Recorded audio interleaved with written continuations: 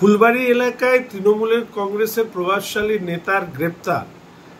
আর তার কারণ ব্যাখ্যা করতে গেলে প্রথমেই যেটা বলতে হয় সেটা হচ্ছে যে দেখে মনে হচ্ছে মাননীয় মুখ্যমন্ত্রী প্রথমবার শপথ নেওয়ার পরে 2011 সালে তারপরে তিনি বিদেশ ভ্রমণে গিয়েছিলেন। 13 বছর পর তিনি ফিরলেন এবং ফিরে এসে জানলেন যে তৃণমূল কংগ্রেসের নেতা জনপ্রতিনিধিরা এই জমি দখল, হকারদের কাছ থেকে বসিয়ে পয়সা নেওয়া থেকে শুরু করে নানাবিধ দুর্নীতিতে তারা জড়িয়ে, এবং তারপরে পুলিশকে বললেন এবং পুলিশ বাধ্য ছেলের মতন যারা একসময় নেতাদেরকে সুরক্ষা এবং দুর্নীতিতে সহযোগিতা করে অর্থ কামানোকে অভ্যেসে পরিণত করেছিল, তারা তৃণমূল কংগ্রেসের নেতাকে গ্রেপ্তার করলেন।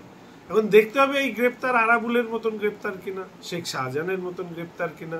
এই গ্রেপ্তার পুলিশ বা সিআইডিকে দিয়ে অপরাধীদেরকে একটু আড়াল করে রাখা এবং জনগণের মধ্যে ইমেজ বিল্ড আপ করার জন্য এই গ্রেপ্তার কিনা, কারণ এগুলো অনেক কিছু ভাবার বিষয় আছে। ফলে এইটুকু শুধু বলবো যে প্রতিটি ঘটনার উপরে আমরা লক্ষ্য রাখছি, এবং এর পাশাপাশি এটাও ওই এলাকায় এই প্রশ্নও উঠেছে, উনি ওই এলাকার বেতাজ বাদশাহ, তার সম্পদ মনে হয় অনেক রাজা মহারাজার থেকেও বেশি।